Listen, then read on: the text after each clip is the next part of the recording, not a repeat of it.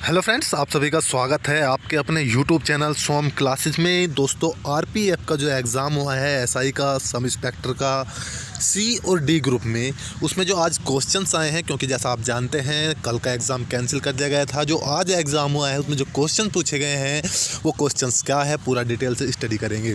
दोस्तों, अगर आप चैनल पर नए हैं तो प्लीज़ सब्सक्राइब कर लीजिएगा, क्योंकि हम पूरे आरपीएफ, एसआई, कांस्टेबल और एसआई के एग्ज़ाम को कवर करेंगे और आपको डेली वीडियो प्रोवाइड कराया जाएगा। देखिए दोस्तों, स्टार्ट करते हैं क्वेश्चन। जो क्वेश्चन आया था आज, संवेग किसके गुणनफल के रूप में व्यक्त किया जाता है, यानी संवेग किसके गुणनफल के बराबर होता है। तो मैं आपको बता दूं, द्रव्यमान गुना वेग यानी m और v आपने पढ़ा होगा, ये संवेग होता है, यानी द्रव्यमान के साथ वेग। तो द्रव्यमान और वेग का जो गुणनफल होता है वो संवेग कहलाता है। ये क्वेश्चन पूछा गया था। नेक्स्ट क्वेश्चन देखते हैं। जो नेक्स्ट क्वेश्चन एग्जाम में आया था, निम्न में से 15,376 का वर्गमूल क्या होगा। 15,376 का वर्गमूल पूछा गया था। तो जो 15,376 का वर्गमूल होता है वो होता है आपका 124। नेक्स्ट क्वेश्चन देखते हैं। नेक्स्ट क्वेश्चन क्या था। नेक्स्ट क्वेश्चन था, किस संवैधानिक कानून के माध्यम से भारत और पाकिस्तान दो स्वतंत्र राष्ट्रों में विभाजित हो गया था। ये पूछा गया था क्वेश्चन, किस संविधान संशोधन के तहत भारत और पाकिस्तान दो स्वतंत्र राष्ट्रों में विभाजित हुआ। तो वो था आपका भारतीय स्वतंत्रता अधिनियम 1947, 1947। इसके तहत भारत और पाकिस्तान दो स्वतंत्र संघ बन गए थे। नेक्स्ट क्वेश्चन देखते हैं। नेक्स्ट क्वेश्चन क्या था। नेक्स्ट क्वेश्चन था, तमिलनाडु के वर्तमान राज्यपाल कौन है। तो दोस्तों, मैं आपको बता दूं, अगर आप रेलवे का एग्ज़ाम दे रहे हैं, या तो ग्रुप डी का दिए हो या कांस्टेबल या एसआई का दे रहे हो, तो आप ध्यान दें कि हमेशा बुक में कोई एक बुक और किसी राज्यपाल, सारे प्रदेश के मुख्यमंत्री और राज्यपाल आप ध्यान से ज़रूर पढ़ कर जाइएगा, क्योंकि ये एग्ज़ाम में लगातार पूछा जाता है। तो तमिलनाडु के वर्तमान राज्यपाल आज एग्ज़ाम में आए हैं, तो इसका जो नाम है इनका बनवारी लाल पुरोहित। बनवारी लाल पुरोहित तमिलनाडु में वर्तमान राज्यपाल है। नेक्स्ट क्वेश्चन देखते हैं। नेक्स्ट क्वेश्चन था, पानी को ब्लीचिंग पाउडर में मिलाने पर कौन सी गैस निकलती है। पानी को ब्लीचिंग पाउडर में आप जब मिलाएंगे तो कौन सी गैस निकलती है। तो क्लोरीन गैस आपकी निकलती है।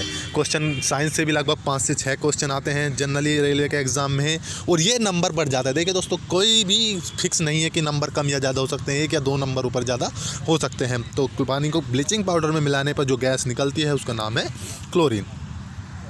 नेक्स्ट क्वेश्चन था, फरवरी 2018 में उपलब्ध जानकारी के अनुसार प्रधानमंत्री की आर्थिक सलाहकार परिषद के अध्यक्ष कौन है। फरवरी 2018 के अनुसार क्वेश्चन पूछा गया था। तो आर्थिक सलाहकार जो है वो है विवेक देबरॉय। विवेक देबरॉय भारतीय प्रधानमंत्री की आर्थिक सलाहकार परिषद के अध्यक्ष थे, विवेक देबरॉय। नेक्स्ट क्वेश्चन था, 1 किलोवाट आवर किसके बराबर होता है। 1 किलोवाट आवर किसके बराबर होता है।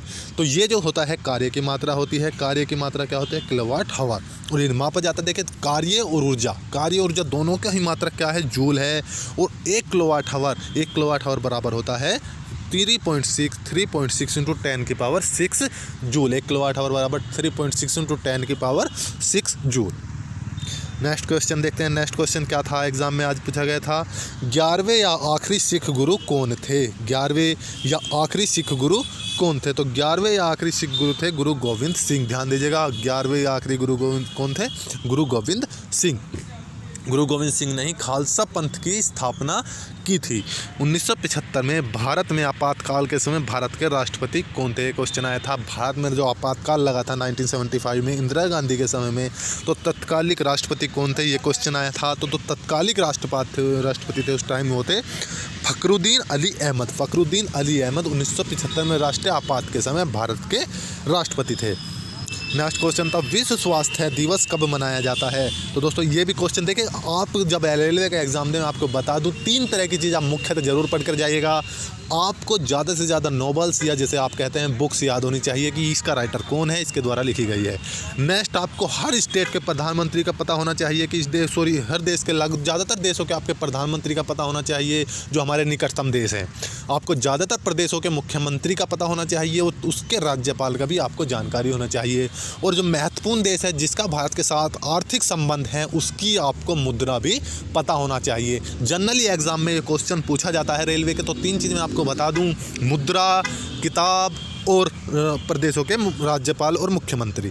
तो जो ये क्वेश्चन और डे, ध्यान दे यानी मुख्य दिवस, जो मुख्य दिवस है वो भी आपके याद होने चाहिए, अंतर्राष्ट्रीय दिवस और भारतीय दिवस।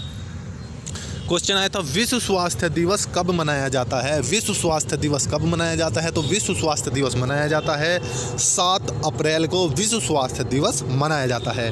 नेक्स्ट क्वेश्चन था पृथ्वी की त्रिज्या कितनी है। पृथ्वी की त्रिज्या कितनी है, ये क्वेश्चन आया था। तो पृथ्वी की जो त्रिज्या है वो है 6371 किलोमीटर। 6371 किलोमीटर पृथ्वी की त्रिज्या है। 6371 किलोमीटर पृथ्वी की त्रिज्या होती है। नेक्स्ट क्वेश्चन है क्लोरोफॉर्म की खोज किसने की। क्लोरोफॉर्म की खोज भी आया था। तो क्लोरोफॉर्म की खोज जो की है वो है James young Simpson. James Simpson इन्होंने क्लोरोफॉर्म की खोज की थी। सिंधु सभ्यता किस युग की थी। नेक्स्ट क्वेश्चन था सिंधु सभ्यता किस युग की थी। तो सिंधु सभ्यता जो थी वो कांस्य युग की थी। जैसा आप जानते हैं कांस्य युगीन सभ्यता थी सिंधु सभ्यता। विधान परिषद के सदस्य कितने वर्षों के लिए निर्वाचित होते हैं। विधान परिषद के सदस्य पूछा था, ना कि विधानसभा के। तो जो विधान परिषद के सदस्य होते हैं ये वह 6 वर्ष के लिए चुने जाते हैं। चाहे आप राज्यसभा की बात करें या विधान परिषद की बात करें, तो इन दोनों के जो ये जैसा आप जानते हैं उच्च सदन होते हैं दोनों ही सदन के। आप विधान परिषद की बात करेंगे तो वो भी उच्च सदन होता है विधान परिषद का, और जो हमारी राज्यसभा होता है ये भी उच्च सदन होता है। तो जो इसके दोनों ही सदस्यों का जो कार्यकाल होता है वो 6 वर्ष होता है। विश्व में आलू का सर्वाधिक उत्पादक किस देश में होता है। विश्व का आलू में सर्वाधिक उत्पादक देश पूछा गया था। जो विश्व का सर्वाधिक आलू उत्पादक देश है वो आपका रूस है। दुनिया में जो सबसे ज़्यादा आलू उत्पादन किया जाता है वो रूस में किया जाता है। नेक्स्ट क्वेश्चन था पूर्व मध्य रेलवे ECR का मुख्यालय कहाँ पर है। ईस्टर्न सेंट्रल रेलवे का मुख्यालय कहाँ पर है, तो इसका जो मुख्यालय है वो हाजीपुर में स्थित है। हाजीपुर में ये एक मुख्यालय स्थित है। प्रभागिरी किसका तीर्थ स्थल है। प्रभागिरी किनका तीर्थ स्थल है ये पूछा गया था। जैसे आप जानते हैं कुंभ किसका प्रमुख स्थल है, तो कुंभ हिंदुओं के लिए जाना जाता है। और वैष्णो माता की बात करेंगे तो वो हिंदुओं के लिए जाना जाता है। ऐसे ही प्रभागिरी पूछा गया था। प्रभागिरी किसका तीर्थ स्थल है, तो ये जैनियों का प्रमुख तीर्थ स्थल है। दोस्तों अगर आपको इनके अलावा भी कोई क्वेश्चन है तो वो प्लीज़ कमेंट बॉक्स में बता दीजिएगा, हम उनका आंसर देने की आपकी कोशिश करेंगे। और अगर आपको लगता है हमारे किसी क्वेश्चन में डाउट है तो वो भी हमें प्लीज़ कमेंट बॉक्स में ज़रूर बताइएगा। नेक्स्ट क्वेश्चन की तरफ बढ़ते हैं। नेक्स्ट क्वेश्चन क्या था, डोगरी भाषा मुख्य रूप से कहाँ बोली जाती है। डोगरी भाषा जो बोली जाती है, डोगरी भाषा कहाँ बोली जाती है मुख्य रूप से। डोगरी भाषा जो बोली जाती है जम्मू कश्मीर में बोली जाती है। डोगरी भाषा कहाँ बोली जाती है मुख्य रूप से, तो जम्मू कश्मीर में बोला जाती है। कला तथा संस्कृति से भी क्वेश्चन रेलवे में हमेशा आता है, हर शिफ्ट में आता है। तो कला संस्कृति से भी आप क्वेश्चन पढ़कर जाइएगा।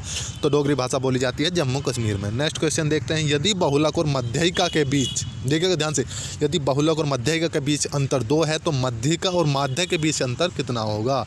इसका जो राइट आंसर होगा 1 होगा। इसका राइट आंसर हो जाएगा 1।